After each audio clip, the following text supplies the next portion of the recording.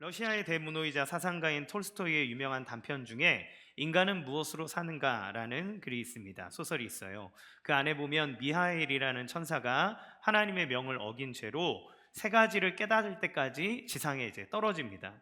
그래서 추운 시골 겨울날 시골의 조그만 교회에서 벌거벗겨진 채 있게 되죠. 근데 그때는 자기와 아무 인연도 없었던 가난하게 사는 그 마을의 구두직공인 시몬이 그 사람을 보고 그에게 이렇게 지나가려고 하다가 그에게 사랑을 베풉니다. 갈 데가 없다고 해서 자기 집에 데려다가 밥을 먹이고 난 다음에 갈 곳이 없으니까 구두 만드는 기술을 가르쳐주고 그가 구두 직공이 되게 돼요. 근데 천사가 이제 하늘에서 내려왔잖아요. 이거 얼마나 실력이 이제 넘사벽이겠습니까? 금방 그 하는 것들을 배우기 시작하더니 그 미하엘이 만드는 구두는 품질이 너무나 좋아서 사람들에게 입소문이 나기 시작했어요. 그래서 이 구두집이 아주 유명한 구두집이 됩니다. 근데 어느 날 몸집이 크고 아주 건강하게 생긴 부자 신사 한 사람이 찾아와서 최고급 가죽을 이렇게 탁 내두더니 너 이런 가죽 본 적 있어? 이 가죽으로 튼튼한 구두를 만들 수 있겠어? 있으면 만들고 아니면 자신 없으면 하지 마! 이렇게 엄포를 놓습니다. 근데 이제 만들겠다라고 얘기를 하고 하는데 그가 뭐라고 얘기하냐면 내가 1년 동안 신어도 괜찮을 튼튼한 신발을 만들어내라 이렇게 얘기를 해요. 그런데 그걸 보고 있던 미하엘이 전혀 웃음기가 없었던 사람인데 빙긋이 웃는 거예요. 딴 데를 이렇게 계속 쳐다보더니 빙긋이 웃습니다. 그러더니 그 사람이 가고 나서 미하엘이 구두를 만들기 시작하는데 튼튼하고 좋은 구두를 만드는 게 아니라 죽은 사람이 신을 법한 신는 실내화를 만들고 있는 거예요. 홀겹으로.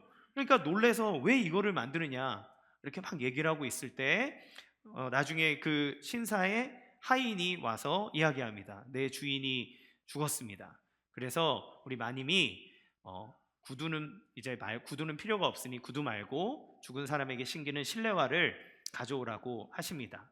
그러니까 이미 만들어 놨잖아요. 그 만들어 놓은 것을 그 하인에게 줍니다. 그때 이제 그러니까 이 사람은 어떤 사람이었냐면 미하엘이 왜 웃었냐면 이 신사가 구두를 주문하고 있을 때 천사잖아요. 천사의 눈에 뭐가 보였냐면 그 사람 뒤에 죽음의 천사가 와 있다라고 하는 거를 이미 본 거예요. 이 사람은 오래 살 사람이 아닙니다. 이제 죽을 사람인 거예요. 그런데 와가지고 뭘 얘기하냐면 최고급 가죽을 탁 내밀더니 1년 동안 신어도 해지지 않을 신발을 만들어내라고 하니까 웃긴 거죠. 그런데 그는 깨닫습니다. 뭘 깨달으냐면 사람은 자기 죽을 날을 모르는구나. 이거를 깨닫는 거죠. 사람이 앞날을 살아가는 동안 어려움이 있고 힘든 일이 닥치는 것도 있지만 자기가 언제 죽을지 어떤 일이 일어날지 알지 못하는 거예요. 근데 이거는 사실 이제 미하엘이 두 번째로 깨달은 일이고 이 전체 안에서 미하엘이 이제 깨닫게 되는 거 뭐냐면 원래 미하엘이 벌을 받은 이유가 뭐냐면 하나님이 쌍둥이 아이를 둔 이제 쌍둥이를 막 출산한 산모를 이제 데리고 오라고 명령을 한 거예요. 그런데 남편도 죽고 없기 때문에 이 여자를 데려오면 쌍둥이 아이들은 이제 완전 고아가 되고 살지 못할 거 아닙니까? 그러니까 이 미하엘이 하나님의 명령을 거역하고 이 여자를 데려오지 않아요. 그 벌로 하나님이 너가 인간 세상에서 세 가지를 깨닫고 오라고 하면서 내린 거예요. 근데 나중에 봤더니 한 여인이 이 쌍둥이 아이가 엄마가 쓰러져 죽으면서 한 아이가 다리가 불구가 되는데 이 아이를 입양해서 키웁니다. 입양해서 키우는 중에 자기 아이가 죽어요. 자기 아이가 죽으니까 그 슬픔을 입양된 아이를 통해서 위로를 받고 그 아이들은 불구이지만 그럼에도 불구하고 그 양어머니의 사랑 안에서 아주 무럭무럭 자라게 되는 것을 보게 돼요. 그때 이제 미하엘이 자기가 하나님의 명령을 거역하고 했던 그 모든 것, 불안하게 여겼던 것, 그것들을 다 내려놓으며 과연 사람은 무엇으로 사는가라는 결론을 냈는데 배고프고 힘들고 슬프고 어려움이 있는 세상 속에서 사람은 자기 자신을 생각하는 근심과 걱정, 떡으로 사는 게 아니라 사랑으로 산다는 것을 깨닫게 됩니다. 그거를 깨닫고 난 다음에 그는 하나님께로 다시 올림을 받게 돼요. 여러분, 오늘 본문 6장은 이와 같은 이야기를 해줍니다. 사람이 무엇으로 사는가 그 얘기를 해주고 있어요. 그래서 오늘 말씀은 되게 깁니다. 6장은 71절까지 있어요. 여기에 주제는 뭐냐면 참 양식, 사람을 살게 하는 참 양식이 무엇인가를 하는 예수님은 이야기해 주고 있어요. 요한은 이렇게 길게 참 양식을 이야기할 이유가 있기 때문에 그렇습니다. 왜냐하면 과거나 지금이나 먹을 것과 생명의 관계는 뗄래야 뗄 수 없고 연결되어 있기 때문에 그렇죠. 6장은 예수님께서 보리떡 5개와 물고기 2마리로 5,000명을 먹이신 이야기부터 시작합니다. 우리가 소위 얘기하는 오병이어의 기적이라고 얘기하죠.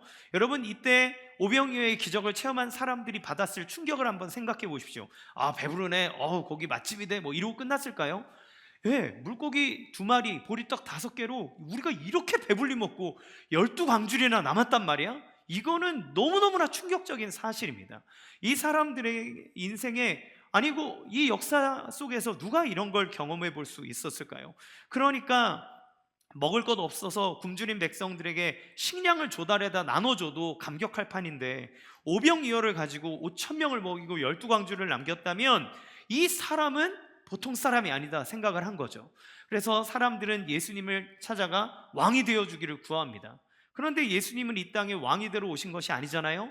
예수님은 그 자리를 뜨십니다. 예수님의 목적은 다른 데 있었어요.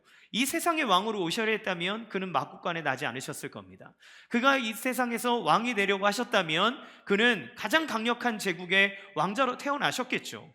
자, 이 예수님과 사람 사이에 심각한 차이가 여기에서부터 나타나기 시작합니다. 사람들은 예수님에게 요청해요. 당신이 메시아시라면 모세가 광야에서 40년 동안 만나를 준 것처럼 우리에게도 그러한 신비한 떡을 한번 주십시오. 그런데 이렇게 요청하는 사람들에게 예수님은 갑자기 이상한 말씀을 하는 겁니다. 내가 바로 그 생명의 떡이다, 이렇게 얘기하는 거죠. 그러자 예수님을 따라오면 무언가 우리가 원하는 것, 우리가 바라는 것을 얻을 것이라고 생각하는 사람들은 수근수근되기 시작합니다. 급기야 예수님을 믿고 따라왔던 사람임에도 불구하고, 우리에게 임금이 되십시오 이렇게 얘기했던 사람임에도 불구하고 예수님의 이야기를 듣자마자 비아냥거리기 시작해요. 야, 저 사람 요셉의 아들 예수 아니야? 내가 뻔히 지 부모를 알고 있는데 뭐 자기가 하늘에서 내려온 떡이니 이따 소리를 하고 있는 거야? 뭐 이상한 놈 아니야? 이렇게 사람들이 수군대기 시작하는 거죠. 갑자기 분위기가 역전됩니다. 그런데 예수님은 이 이야기를 들으셨음에도 불구하고 멈추지 않으세요. 오히려 기괴한 말씀을 더 하기 시작합니다. 너희가 영원한 생명을 얻으려면 나의 살과 피를 먹고 마셔야 된다, 이렇게 얘기하는 거예요. 이게 무슨 말입니까? 어떻게 우리가 사람의 살과 피를 뜯고 마시라는 말입니까? 이 이야기를 사람들은 도저히 이해할 수가 없었어요. 예수님이 무엇을 말씀하시는지 그들은 받아들일 수가 없었습니다. 급기야 하나 둘씩 떠납니다. 예수님을 간절히 찾고 모여들었던 수많은 사람들이 떠납니다. 예수님을 따라다녔던 충성스러운 사람도 떠납니다. 예수님은 제자들에게 묻습니다. 너희도 가려느냐? 생명의 말씀이 여기 계시네. 우리가 어디로 가겠습니까? 12제자를 제외하고는 다 떠나는 거예요. 여러분, 우리가 교회에 오면 때로는 우리에게 위로가 되고 우리에게 힘을 주고 우리의 마음을 흡족하게 할 만한 좋은 말씀을 듣기도 합니다. 그런데 어느 때는 때로는 주님이 우리를 당황스럽게 하는 말씀을 전해주세요. 여러분, 어떤 목사님을 통해서 여러분 마음속에 불편한 것들이 들어옵니까? 진리가 아닌 것으로 불편한 것이 아니라 진리를 전하셨는데 여러분 마음에 불편한 것이 있습니까? 여러분이 붙잡아야 될 말씀입니다. 누군가를 통해서 여러분에게 하나님께서 생명을 주고자 하는 말씀을 주셨는데 그것이 여러분의 걸림이 됩니까? 그렇다면 그것은 여러분이 반드시 체크하고 하나님 앞에 내려놔야 될 문제라는 것을 기억하시면 좋겠어요. 예수님의 말씀은 우리에게 위로를 주고 힘도 주지만 때로는 도전을 줍니다. 주님은 지금 이들에게 도전하시는 거예요. 예수님은 왜 이 갈등을 만드실까요? 좀 좋게 가면 좋잖아요. 사람들 기왕 몰려왔는데 그들에게 좋은 말씀으로 이렇게 해주시면 좋잖아요. 인기도 올라가잖아요. 그런데 예수님은 그렇게 하지 않으십니다. 우리는 이 시간을 통해서 예수님이 자기가 생명의 떡이라고 얘기하시는 것과 내 살과 피를 먹어야만 너희가 살 수 있다라고 하는 이야기가 무슨 의미인지를 알아보려고 해요. 왜 사람들은 예수님이 주시는 이 말씀에 갈등이 생겼는가? 예수님이 정말 우리에게 주고자 하시는 것은 무엇인지 한번 알아가 보도록 하겠습니다. 첫 번째, 예수님의 목적과 사람의 목적이에요. 예수님께서 말씀하시는 것을 사람들은 알아들을 수가 없습니다. 왜냐하면 사람들의 목적과 예수님의 목적이 다르기 때문에 그래요. 사람의 목적은 어디에 있었습니까? 떡에 있었습니다. 예수님께서 기적을 일으키신 사건을 요한복음에서는 뭐라고 표현한다 그랬습니까? 표적이라고 얘기한다 그랬죠. 표적이라고 하는 말의 뜻은 그 기적이 어떤 목적을 가지고 있다는 거예요. 그냥 아무렇게나 막 했다는 게 아니라 이 기적을 통해서 너희에게 보여주고 싶은 것이 있다, 너희에게 말해주고 싶은 것이 있다는 뜻이 있는 거죠. 그러니까 사람들은 예수님이 일으킨 이 오병이어의 기적을 이 어떤 이유가 있는지, 어떤 목적이 있는지를 잘 몰랐다는 거예요. 예수님은 너에게 생명을 위해 양식이 필요하다는 것을 안다. 그러나 그것을 공급하시는 이가 누구이신지를 분명히 알으라고 예수님이 얘기하시는 거예요. 하나님이다. 유대인들은 모세가 만나를 공급했다고 얘기하지만 여러분, 모세는 만나를 공급한 적이 없습니다. 하나님께서 그들에게 만나를 주신 거죠. 예수님은 그들에게 얘기하시는 거예요. 오병이어의 기적을 통해서 너희에게 양식을 주고 너희를 먹여 살리는 이가 누구인지를 기억하라는 겁니다. 그리고 너희가 이 육의 생명을 위해서 이 떡을 먹어야 하듯 너희에게 지금 없는 이 영원한 생명을 얻기 위해서는 예수님이 반드시 필요하다라고 하는 것을 보여주시는 의도로서 예수님은 이 오병이어의 기적을 일으키신 거죠. 이것이 오병이어가 표적이 되는 이유입니다. 그런데 사람들은 그 표적을 보았음에도 불구하고 다른 의도를 가지고 예수님을 찾아요. 예수님을 막 찾아 헤맵니다. 없으니까 배 타고 와서 예수님을 찾습니다. 이렇게 열심히 있는 사람 얼마나 귀한가요? 그런데 예수님은 그들에게 직구를 팍 날리는 거예요. 26절 같이 읽어보겠습니다. 시작. 예수께서 대답하여 이르시되 내가 진실로 진실로 너희에게 이르노니 너희가 나를 찾는 것은 표적을 본 까닭이 아니요 떡을 먹고 배부른 까닭이로다. 예, 사람들이 예수님을 이잡듯이 찾아다니는데 너네가 나를 왜 찾는지 나는 안다. 너는 표적 때문에 온 것이 아니고 떡 때문에 왔다. 이렇게 얘기하는 거예요. 그들이 예수님을 따르는 이유는, 그렇게 찾아 헤맨 이유는 육신의 배를 부르게 하는 떡을 주셨기 때문에 그렇습니다. 여러분, 그러면 떡은 무엇입니까? 떡은 우리에게 생명을 주는 매개체죠. 먹지 않으면 우리는 살 수가 없어요. 식량은 인간이 인간답게 살아가는데 가장 기본이 되는 요소입니다. 아무리 우아하게 멋진 옷을 입고 있어도 굶으면 개됩니다. 그렇죠? 자기의 체면 이런 거 다 내려놓게 돼 있어요. 그러니까 떡이라고 하는 것은 우리의 생명을 유지할 수 있는, 우리를 교양 있게 살아가게 하는 가장 기본적인 것이고 가장 필요한 것입니다. 따라서 우리에게 떡이라고 하는 것은 가장 기본적인 욕구이자 우리에게 안정감을 주는 것이고, 그렇죠? 우리가 배부르고 등 따시면 평안하잖아요. 또 그 음식은 우리에게 인정을 받게 하는 요소이기도 합니다. 먹는 것으로 계급이 나눠지죠. 여러분, 캐비어 이런 것들, 송로버섯 이런 것들이 왜 그렇게 비쌉니까? 희소하잖아요. 그러니까 맛이 있어서라기보다 희소성 때문에 그렇습니다. 돈이 있는 사람은 그 희소한 것들을 자기가 먹음으로써 내가 이 정도 위치에 있고 이만큼 되는 사람이라고 하는 걸 사람들에게 보여주죠. 그러니까 떡이라고 하는 건 가장 기본적인 욕구이지만 또 한편으로 인생의 목적으로 살아가게 되는 것이 바로 떡이라고 하는 것이에요. 따라서 자본주의를 살아가는 우리의 시대에는 이 떡을 돈으로 치환시켜도 됩니다. 그래서 사람들은 이 떡을 위해서 우리의 삶을 살아간다고 해도 과언이 아니에요. 사람들은 믿음의 영역을 종교와 무종교 이렇게 나누죠. 믿음이 있는 사람은 종교를 갖고 있고 믿음이 없는 사람은 무종교다 이렇게 얘기하지만 사실 그렇지 않습니다. 사람들은 종교를 가지고 있건 종교를 갖고 있지 않건 상관없이 무언가를 믿고 살아요. 무엇을 믿고 삽니까? 떡입니다. 돈을 믿고 살아요. 우리는 그것을 믿습니다. 뭘 믿나요? 이 떡이 있어야 내가 행복하고, 떡이 있어야 내가 살 수 있고, 떡이 있어야 내가 지위를 누리고, 떡이 있어야 내가 이 모든 것들을 다 누릴 수 있다는 믿음이에요. 사업의 성공, 직장에서의 승진, 내 집 마련의 꿈, 부동산 대박, 주식 대박, 자녀들의 성공, 이 모든 것을 떡을 얻는 것이 최고라는 믿음이 있기 때문에 하는 겁니다. 여러분, 자녀들의 교육에 왜 그렇게 투자하시나요? 그 아이가 이 길을 걸어가 이 떡을 잘 얻게 하기 위해서 그런 것 아닙니까?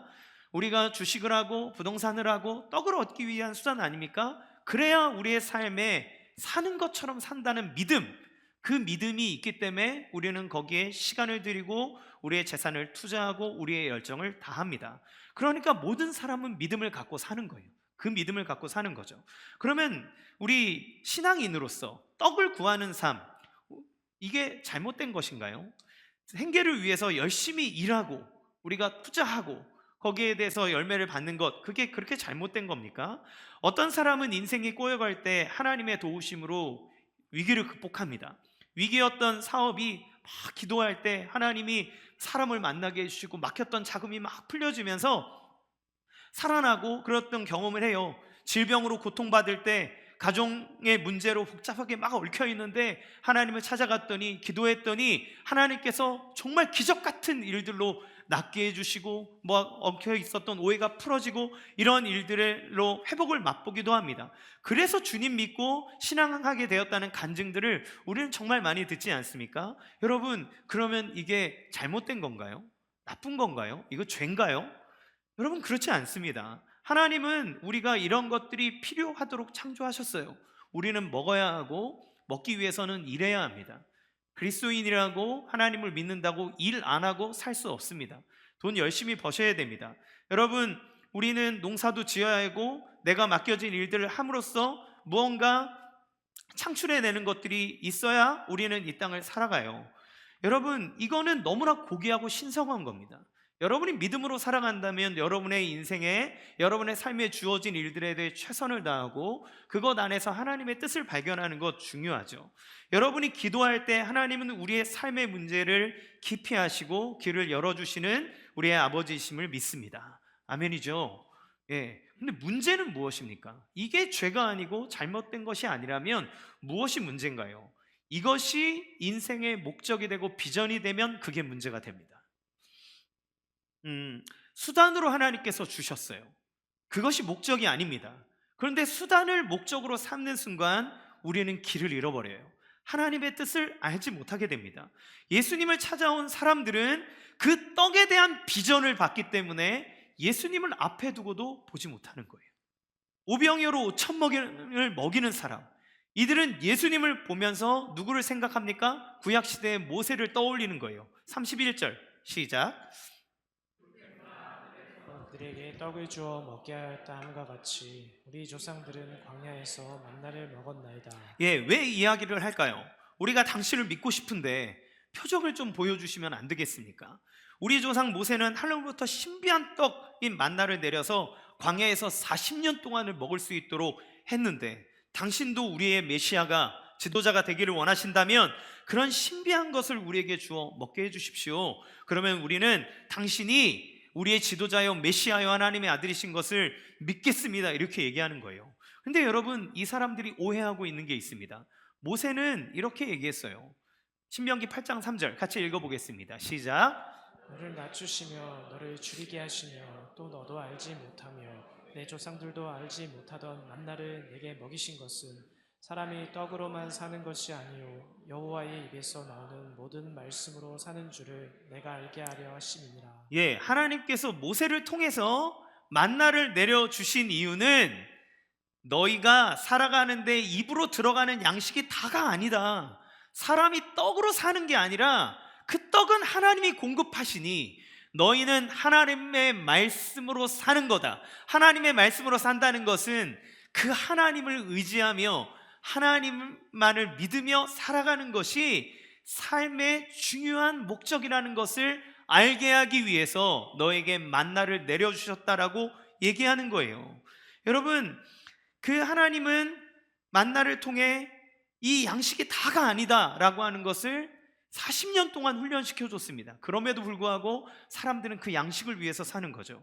그래서 예수님께서도 이 목적을, 내가 너희에게 오병이어의 기적을, 이 표적을 일으키신 이유는 이것이다 라고 얘기하는 거예요. 33절 시작. 하나님의 떡은 하늘에서 내려 세상에 생명을 주는 것이니라. 예, 예수님의 목적과 관심이 어디에 있습니까? 생명에 있습니다. 생명. 나는 너에게 생명을 주기 위해서 왔다. 내 떡을, 하늘에서 내려준 떡을 먹어야 생명을 얻는다라고 얘기해요. 그러면 우리도 말할 수 있지 않습니까? 주님, 저도 살라 그러는 거예요. 살라고. 이 세상에서 살아야 되지 않겠습니까? 먹어야 되지 않습니까? 이걸 누려야 되지 않습니까? 저도 하나님 앞에 구하는 거에 살라 그러는 거예요. 뭐가 문제입니까? 이렇게 얘기할 수 있죠. 그런데 여러분, 헬라어에서 생명을 얘기하는 단어는 두 가지인데, 하나는 비오스라는 단어를 쓰고 하나는 조에라는 단어를 씁니다. 이 비오스는 뭐냐면 우리가 생각하는 육신의 생명이에요. 그러니까 우리가 먹고 마시고 이게 살아가는 삶 속에서 얻게 되는 이 생명이 비오스입니다. 예수님이 얘기하시는 생명은 이 조에라고 하는 건데, 조에는 바로 영적인 생명이에요. 영적인 생명은 어디서 어떻게 얻게 됩니까? 하나님과의 관계에 있고 하나님과 교제하는 삶을 통해 나타나는 것이 바로 조에라고 하는 거예요. 우리는 모두 비오스라는 이 생명에 집착합니다. 그런데 예수님은 지금 뭐를 얘기하고 계시는 거예요? 얘들아, 비오스는 언제나 끝나는 거야. 너에게 진짜 주고 싶은 것은 조에, 영원한 생명, 너에게 기쁨과 하나님으로부터 오는 영원한 생명을 너에게 주기 위해서 내가 왔다라고 얘기하는 거죠. 그러니까 생명을 얘기하지만 예수님과 사람이 얘기하고 있는 것에 완전히 다른 관점이 있다는 것을 볼 수 있습니다. 그러니까 예수님이 지금 이 얘기를 하시는 거예요. 그러면 예수님은 왜 먹을 것을 통해서 우리에게 이 비유로 말씀하고 계시는 걸까요? 그것은 두 번째, 더 중요하고 절대적인 것이 있다는 것을 알게 해주시기 위해서 그렇습니다. 여러분, 우리가 건강을 잃으면 다 잃는다는 표현을 쓰잖아요. 아무리 모든 것을 이룰 수 있다고 해도 생명이 없으면 끝입니다. 여러분, 우리 아이가 좋은 대학교, 인류 대학교 가는 것도 중요하고, 우리 자녀들 대기업에 취업하는 것도 중요하고, 우리가 사업에 성공하는 것도 중요해요. 그래서 내가 그럴 수 있는 능력도 있고 지혜도 있고 내 조상들이 막 해가지고 내가 재원도 있고 다 빵빵하게 있다고 칩시다. 그런데 제가 죽을 병에 걸렸다면 그게 무슨 소용이 있습니까? 아무 소용이 없죠. 그러니까 우리가 누리고 즐기는 것은 생명이라고 하는 것이 전제되어 있기 때문에 가능한 거예요. 생명이 없으면 아무 의미가 없습니다. 건강이 있어야 다 누리는 거죠. 그래서 예전에 제가 시니어 어르신들 이렇게 막 모시고 이렇게 다닐 때 어르신들이 아유, 젊을 때 열심히 일하고 나이 들어서 내가 여행 다니고 놀라 그랬는데 무릎이 아파서 댕기지를 못하겠어. 더 나이 드시니까 봉고차에 올라가는데 올라가지를 못하시는 거예요. 여러분, 즐기고 노는 것도 건강이 담보돼야 할 수 있는 겁니다. 생명이 없으면, 건강이 없으면 아무것도 할 수 없죠. 여러분, 요즘 청년들이 가진 문제는 무엇입니까? 요즘 청년들은요, 피지컬도 좋아요. 키도 크고 막 비율도 엄청 좋고 얼굴 작고 왜 이렇게 잘생기고 다 멋있는지 모르겠습니다. 그런데 그 몸 좋고 더 이렇게 환칠해 보이는 아이들이 갖고 있는 문제는 뭐냐면 그 마음속에 이미 절망이 찾아왔다는 거예요. 세상에 나가서 자기 꿈도 펼쳐보기 전에 학교에서부터 절망을 경험합니다. 그리고 자기가 사회로 나가기 전에 세상에 일어날 일들 보고 나에게는 가망이 없다고 얘기합니다. 여러분, 살아있어도 절망이 있으면 산 사람이 아닌 거죠. 생명이 없으면 아무리 모든 것을 갖추고 있다 해도 그 사람에게는 아무 소용이 없어집니다. 따라서 우리에게 가장 중요한 것은 생명이에요. 그런데 생명 중에서도 더 궁극적인 생명이 중요합니다. 그러니까 그 궁극적이고 절대적인 것이 전제되지 않으면 그 다음에 아무리 많은 것들을 갖고 있어도 그것을 누릴 수가 없게 되는 거예요. 따라서 육신의 생명보다 더 중요한 것이 영적인 생명입니다. 그래서 요한 3서에 그 가이오라는 장로에게 요한 사도가 뭐라고 얘기합니까? 사랑하는 자여, 내 영혼이 잘됨 같이 내가 범사에 잘되고 내가 강건하기를 내가 간구한다, 이렇게 얘기하죠. 그것은 무엇입니까? 우리에게 생명이 있어야, 건강이 있어야 무엇을 하든 너의 영적인 건강, 너의 영적인 생명이 강건할 때 그 모든 풍성함을 누릴 수 있다는 사도의 고백이고 권면입니다. 여러분, 하나님께서 주시는 영원한 생명이 있을 때 삶의 의미가 생기고 힘이 생깁니다. 왜냐하면 우리 모두 하나님께서 그렇게 이 땅에 지으셨기 때문에 그래요. 그래서 대요리문답 제1문은 이렇게 시작을 합니다. 사람의 제일 되고 가장 높은 목적은 무엇입니까? 그것은 하나님을 영화롭게 하고 하나님을 영원토록 즐거워하는 것이다, 이렇게 얘기해요. 이걸 쉽게 한 문장으로 말씀드리면 인간다움을 얘기하는 겁니다. 인간다움. 여러분, 사람은 하나님의 형상으로 창조되었어요. 우리는 그저 어떻게 막 이게 세포들이 그냥 붙었다 떨어져서 그냥 저절로 생겨난 그러한 의미 없는 존재가 아니라 하나님이 당신의 목적과 뜻을 가지고 당신의 형상을 따라 지으신 것이 사람입니다. 그러므로 우리는 그저 먹고 사는 존재가 아니라 하나님이 이 땅에 보내신 하나님의 목적을 깨닫고 그것을 위해 달려가는 인격과 자아를 가진 생명체예요. 영적인 존재라는 것을 이야기합니다. 여러분, 하나님은 이 세상에 우리를 하나님의 형상으로 만드시고 주와 함께 통치하도록 우리를 지으셨어요. 그런데 왜 우리가 그 복을 누리지 못합니까? 생명의 원천 되시고 우리에게 목적을 주시고 우리에게 당신의 형상을 주신 하나님으로부터 떠났기 때문에, 그렇기 때문에 사람이 영적으로 죽어버린 거예요. 하나님의 형상을 버림으로, 하나님을 떠남으로 육신의 생명은 10년이든 20년이든 100년이든 붙어 있지만, 그러나 꽃꽂이의 꽃이 화려하게 피나 곧 죽을 것처럼 인생은 곧 죽을 수밖에 없는 영원한 죽음 안으로 들어가 버렸단 말입니다. 그러므로 그 죽음이라고 하는 것은 언제나 인간의 삶의 주변을 맴돌고 있고, 우리는 죽지 않기 위해 일하고 먹고 무언가를 합니다. 우리는 더 무언가 고결한 가치를 찾기보다 먹고 사는 것, 그리고 우리에게 생명이 빼앗기지 않기 위해서 그 불안함을 없애기 위해 열심히 살죠. 생명이로부터 떠났기 때문에 사람들 안에 무엇이 들어와 있습니까? 불안함이 있어요. 언제 어떻게 될지 모르는 불안함. 인정에 대한 갈망을 갖게 됩니다. 왜요? 하나님, 우리를 인정해주고 우리에게 가치를 부여해준 하나님으로부터 떠났기 때문에 그 누군가로부터 인정을 받기 위해서 늘 애씁니다. 학생들은 성적을 통해서 자기의 등급으로 인정을 받으려 하고, 회사에서는 자기의 성과로 인정을 받으려 하고, 세상에서 그 무언가를 통해서 내가 이 정도 되는 사람이라고 하는 가치를 증명하기 위해 우리는 목말라 합니다. 여러분, 그리고 절망이 찾아왔어요. 절망. 내가 무언가를 다 해도 어느 순간 나이가 들어져 있는 우리의 모습을 볼 때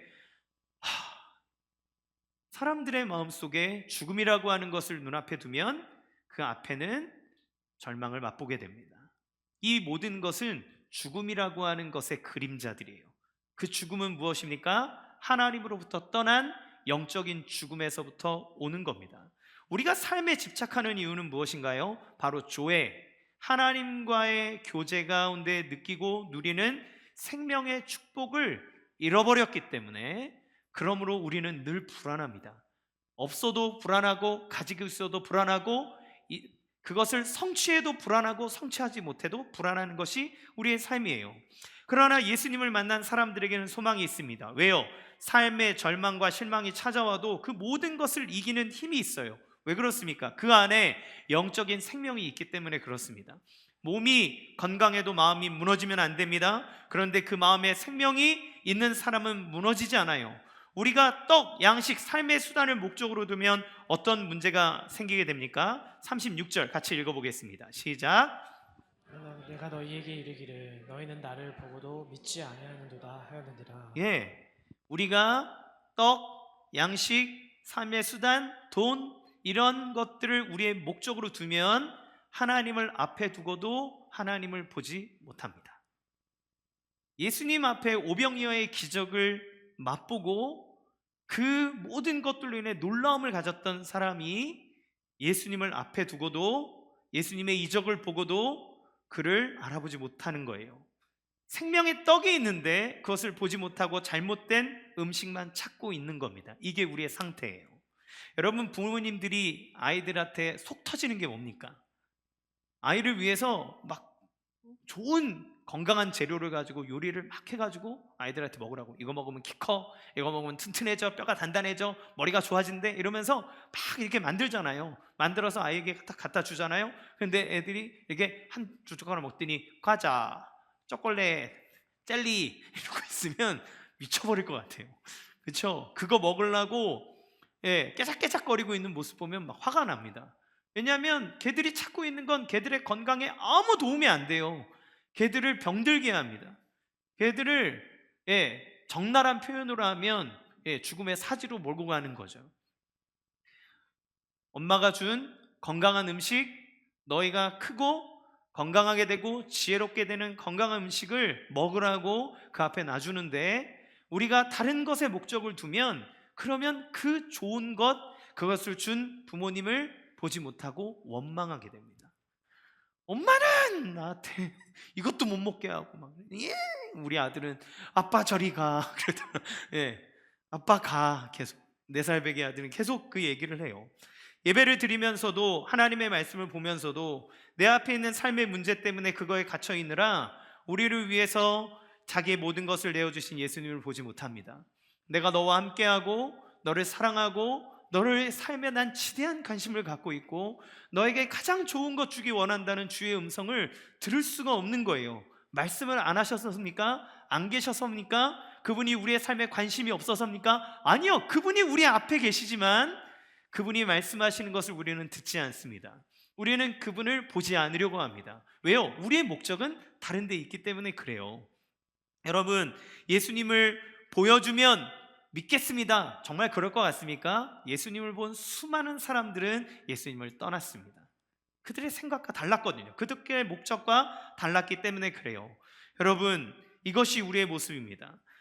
사랑하는 성도 여러분, 우리가 육신의 생명을 위해 눈에 보이는 양식과 자원을 모으려고 애쓰는 삶 귀하다고 했어요. 죄가 아니라고 했습니다. 그러나 그것이 집착되어지면 우리는 그것을 가지면 가질수록 영원한 생명과 멀어지는 삶을 살 수도 있습니다. 여러분에게 걱정 없는 평안한 삶, 걱정하지 않아도 되는 양식, 권력, 이런 것들을 갖게 되고 여러분 하는 것마다 대박나고 부동산 막 주식값 막 상승하고 양식이 풍요로워지고 좋은 음식 먹고 능력에 걸맞지 않지만 막 하는 것마다 갑자기 시대를 잘 타서 성공하게 되고 좋은 집안 배경, 건강한 몸, 별탈 없이 자라주는 착한 자녀들, 공부 잘하는 자녀들, 이런 걸 두면 우리가 너무너무 좋을 것 같죠? 예, 저도 좋을 것 같아요. 그런데 때로는 그것이 우리로 하여금 예수님을 보는 것을 막는 가림막이 될 수 있어요. 저는 제가 더 사랑의 교회에서 사역하는 동안 의리 지역을 되게 많은 곳을 맡다 보니까 한 수백 가정을 신방하고 그들을 함께 목회하는 일들을 하게 됐습니다. 2,000명이 넘는 사람들을 만난 것 같아요. 근데 가장 어려운 집이 어디냐면, 예, 너무 잘 되고 자녀도 아무 문제가 없고 그리고 가족도 화목하고 그래서 예수님이 필요 없는 집이에요. 그 집은 아무리 영생을 얘기해줘도 영생에 관심이 없습니다. 예수님은 믿어요. 예수님이 도와주셔서 사업도 잘 됐고 우리 자녀도 아무 탈이 없고, 그런데 그들의 생각은 딱 거기까지입니다. 그들에게 예수님의 죽으심과 그가 우리를 위해서 부활하셔서 영원한 생명을 주셨다는 것을 얘기해도 감격하지 않습니다. 제일 답답해요. 그 가정에 들어가면 어떻게 축복을 해야 될지 모르겠어요. 축복은 하죠. 그런데 더 이 축복들이 정말 하나님께서 주시는 더 영원한 것들을 바랬으면 좋겠는데 그거를 보지를 못하는 거예요. 그러나 정말 어렵고 힘든 가정이라 할지라도 정말 제가 막 그 문 앞에 들어가서 여기다가 어떤 말씀을 전해야 되지, 이렇게 두려움이 오는 절망적인 가정들을 만나게 됩니다. 그러나 그 가정에 들어갔을 때 가정 안에서 그 자리에서 나오시는 권사님이 예수님으로 인해서 천국의 소망으로 인해서 삶의 간증을 이야기하고 어려움을 이야기하고, 그럴 때 그 가정 안에 하나님의 빛이, 하나님의 생명이 살아 움직이는 것들을 경험하게 돼요.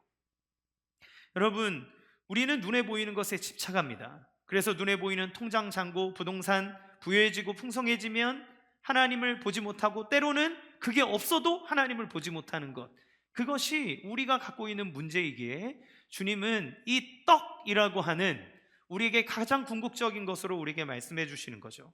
인간에게 있는 배고픔, 불안함, 인정을 갈망하는 결핍 등이 하나님과 떨어진 영적인 죽음 때문이라는 사실을 알려주어도 우리는 그것을 들으려고 하지 않는다는 겁니다. 왜요? 사탄이 하는 일은 우리의 생각을 육에 머물도록 하는 것이기 때문에 그렇습니다. 그래서 하나님을 보지 못하게 만들어요. 예수님이 인간의 몸을 입고 이 땅에 오셨을 때 마귀가 시험합니다. 1번 시험이 뭡니까? 너 40일 금식했다며 배고프지? 능력 있다면서 여기 돌이 있다? 떡을 만들어서 먹어봐. 할 수 있지? 배고프잖아. 먹어봐. 그때 예수님이 뭐라고 얘기하십니까? 사람이 떡으로만 사는 것이 아니요 오직 하나님의 말씀으로 사는 것이다 라고 얘기하면서 떡을 만들어 먹기를 거부하십니다. 못하셔서 그런가요? 자존심 상해서 그런가요? 아니요. 예수님 마귀는 늘 그 물질을 통하여서 하나님을 향해 있던 시선을 우리의 육체로 돌려버리게 만듭니다. 거기에 집착하게 만들어요. 그러나 하나님은 얘기합니다. 그것은 하나님이 책임지는 것이니 너희의 눈을 주님께로 두라 얘기하시는 거죠. 저 유명한 연기자 중에 요즘엔 잘 안 나오지만 박신양 씨라는 분이 계십니다. 그분이 이제 한 TV에서 이제 강연을 한 걸 예전에 들은 적이 있어요. 그가 자기의 비전을 두고 막 얘기하는데 러시아에 가서 그 연기에 대한 유학을 하는데 너무 힘들어서 내 인생은 왜 이렇게 힘들지? 왜 이렇게 어렵지? 이런 생각이 들어서 그 러시아 선생님한테 맨날 그 얘기를 했답니다. 그러니까 선생님이 그 시를 하나 주면서 공부해와 딱 그러대요. 근데 그 시 제목이 뭐냐면 쇼펜하우어가 쓴 당신의 인생이 왜 행복하지 않으면 안 된다고 생각하는가, 이 시를 공부한 거예요. 가만히 봤더니 왜 사람이 아무 문제가 없어야 하고 그것이 인생이라고만 생각하는지 자기가 깊이 생각해 보게 된 거죠. 그러면서 자기 인생을 돌아봤대요. 내가 좋아하는 이 연기를 내가 하면, 좋아하는 일을 하면 굶어 죽나? 지금 내가 막 잘 되고 뜨고 이런 건 아니지만 지금 가난하지만 내가 이거를 열심히 하면 내가 굶어 죽나? 그렇지 않다는 거죠. 그래서 자기의 삶을 걸고 최선을 다해 살면서 우리에게 감동을 주는 정말 멋진 연기자가 됐습니다. 여러분, 삶의 의미 안에서도 떡이 아니라 비전과 목표를 두고 살아가는 사람들에게 하나님이 열어주시는 일반 은총의 일들이 있어요. 하물며 하나님이 주시는 영생에 대해서 하나님 우리에게 이 소중함을 알고 그것을 추구하는 자들의 삶 속에 하나님이 어떻게 역사하시는지를 여러분 생각해 볼 필요가 있습니다. 여러분, 생명은 너무나 소중한 것이지만 그것을 위협받기 전에는 소중한지를 몰라요. 그래서 막 술 계속 마시고 담배 피고 막 자기 몸 굴리고 막 이러다가 난 건강해 괜찮아 아무렇지도 않아 이러다가 암에 걸리고 뭐 이런 질병에 걸리게 되면 그때서야 우리가 뭐라고 얘기합니까? 내가 건강 관리를 좀 할 걸, 내가 이 건강을 잃으면 다 잃어서 아무것도 할 수 없는데. 그런데 그때는 늦잖아요. 그러면 우리의 영적인 것은 어떻습니까? 하나님과의 관계는 사람이 살아가는데 가장 기본적인 것이지만 전혀 티가 나지 않는 거예요. 언제 합니까? 이것을 잃어버리는 때, 하나님의 심판대 앞에 섰을 때. 근데 그때는 늦는 거예요. 주님은 그것을 위해서 우리에게 계속 알려주는 겁니다. 얘들아, 그거 필요한 거 알아. 필요하지 않다는 거 아니야. 그런데 더 중요한 것을 찾아야 돼. 그게 먼저야 라고 주님은 우리에게 얘기해 주시는 거죠. 그러면 우리는 어떻게 그 생명의 떡을 먹을 수 있습니까? 우리는 어떻게 구원을 얻을 수 있습니까? 바로 생명의 떡이신 예수님을 통해서 우리는 구원을 얻는 거예요. 35절 말씀 같이 읽어보겠습니다. 시작. 예수께서 이르시되 나는 생명의 떡이니 내게 오는 자는 결코 줄이지 아니할 터이요 나를 믿는 자는 영원히 목마르지 아니하리라. 예수님께 와서 예수님을 믿는 자에게 영원한 생명을 주신다 이렇게 얘기합니다. 사람들은 무엇을 해야 내가 얻겠습니까? 내가 무슨 일들을 해야 하나님이 기뻐하시겠습니까? 그래야 무엇을 하는 것이 하나님의 일입니까? 이렇게 물어보는데 예수님 딱 한 가지 얘기하시는 거예요. 29절 말씀 읽어보겠습니다. 시작. 예수께서 대답하여 이르시되 하나님께서 보내신 이를 믿는 것이 하나님의 일이니라. 예, 우리는 하나님의 일하면 내가 하나님의 갖고 뭐 교회에서 봉사도 하고 뭐 착한 일도 하고 그리고 뭐 헌금도 많이 내고 그리고 세상에 나가서 막 상을 받았을 때 하나님께 감사드립니다 이렇게 말하는 게 하나님의 일이라고 생각하지만 예수님은 딱 한 가지를 얘기합니다. 하나님의 일은 한 가지다. 그것은 무엇이냐면 아버지께서 너희에게 보내신 그 떡, 하나님이 보내신 하나님의 아들 예수를 믿는 것이 하나님의 일이다. 그것이 하나님이 원하는 단 한 가지다. 이렇게 얘기하는 거예요. 주님 마지막 때 뭘 보십니까? 여러분의 업적을 봅니까? 여러분의 가지고 있는 외모를 봅니까? 여러분이 가져온 성적표를 봅니까? 아니죠. 예수님을 보는 거예요. 예수님을 믿는 것, 그것이 주님이 우리에게 원하시는 한 가지입니다. 그러면 누가 예수님을 어떻게 믿을 수 있습니까? 37절 같이 읽겠습니다. 시작. 아버지께서 내게 주시는 자는 다 내게로 올 것이요 내게 오는 자는 내가 결코 내쫓지 아니하리라. 예, 생명의 떡을 주어야 먹을 수 있는 거예요. 여러분, 찾아 먹는 게 아닙니다. 주님이 우리에게 밥상을 차려 주셔야 먹는 거예요. 이건 우리가 내 의지를 가지고 예수님을 믿고 나는 뭐 찾아서 나는 예수님을 막 찾아야 해서 내가 믿었어 이렇게 생각할지 모르지만 하나님이 불러주시는 은혜가 없이는 우리는 주님을 믿을 수가 없습니다. 누가 주를 믿을 수 있습니까? 누가 이 이야기를 들으며 예수님을 따를 수 있습니까?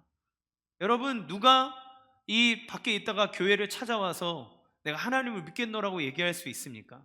하나님을 알지 못하면, 그를 향한 마음이 있지 않으면 우리는 올 수 없습니다. 누가 줍니까? 하나님의 은혜가 우리를 여기로 이끄는 거예요.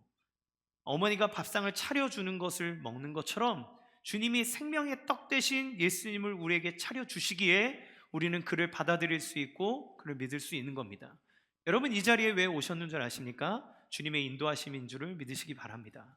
남녀노소 불구하고 여러분이 이 자리에 와 있다는 것은 하나님이 여러분을 그 잔치에 초대하시는 거예요. 생명이 있는 자리에 초대하시는 겁니다. 혹시 여러분 중에 아직 예수님을 온전히 믿지 못하시거나 아직 받아들이지 못하신 분이 있습니까?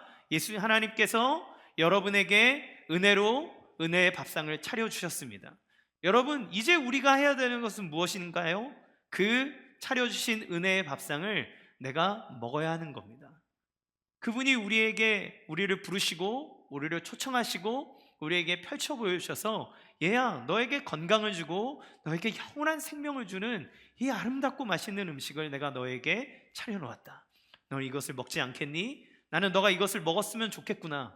너가 이것을 먹고 이것을 받아들임으로써, 이것을 믿음으로써 너에게 영원한 생명과 기쁨과 건강을 누리면 좋겠구나 라고 하는 하나님의 메시지가 이 자리에 초대되어 하나님의 이 자리에 자발적으로든 오신 여러분들이 하나님의 은혜 안에 있음을 보여주는 거예요.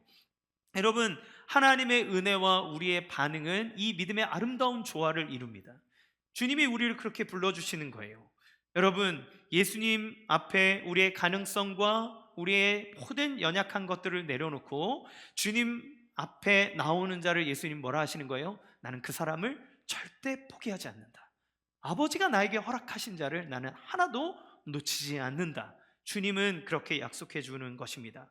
따라서 예수님을 믿는 것, 그것이 무엇입니까? 54절 같이 읽겠습니다. 시작. 내 살을 먹고 내 피를 마시는 자는 영생을 가졌고 마지막 날에 내가 그를 다시 살리리니. 35절에서는 내게 와서 믿으면 이라고 얘기했는데 54절에서는 내 살을 먹고 내 피를 마시는 자라고 얘기를 해요. 그러니까 예수님을 믿는다는 건 예수님의 살과 피를 먹고 마시는 사람이다 라고 얘기합니다. 믿음은 그런 거예요. 그러니까 믿음이라고 하는 건 그냥 단순히 예수님 계시다는 거 다 알아요. 예수님 뭐 십자가에 죽으셨고 뭐 부활하셨죠? 저 믿습니다. 이렇게 얘기하는 걸 의미하는 것이 아니에요. 그 이상의 것을 얘기하는 겁니다. 그걸 진정으로 자기의 것으로 받아들이는 것, 그것을 양식으로 삼아 나에게 생명이 주어졌다는 것을 믿는 거예요. 여러분, 예수님이 이렇게 끔찍한 얘기를 하시는 이유가 무엇입니까? 그것은 우리의 생명과 연결되어 있기 때문에 그래요. 나중에 예수님은 더 적나라하고 자세하게 이 이야기를 하십니다. 언제 하십니까? 십자가에 달리시기 전에 제자들을 모아놓고 만찬을 벌이세요. 그리고 제자들에게 얘기합니다. 얘들아, 내가 이제 곧 죽을 거야. 너희에게 집을 마련하기 위해 나는 아버지께로 갔다 올 거야. 그 얘기를 하세요. 그러면서 만찬을 뭐라고 하십니까? 떡을 떼어주시면서 얘들아, 이것은 너희를 위하여 찢기는 나의 살이다. 포도주를 주시면서 얘들아, 너희를 위해서 흘리는 나의 피다. 너희는 이것을 먹고 이것을 마심으로 영원히 기념하라. 영원히 기념하라. 여러분, 예수님의 살과 피를 마시는 것, 그것은 나를 위해서 하나님 앞에 씻을 수 없는 죄를 지은 죄인이라는 것을 내가 인정하는 것이고, 그리고 예수님이 나를 위해서 내가 찢겨야 될 채찍을 대신 맞으셨고 내가 흘려야 될 피를 대신 흘리신 나의 구원자라고 하는 것을 진심으로 받아들이는 겁니다.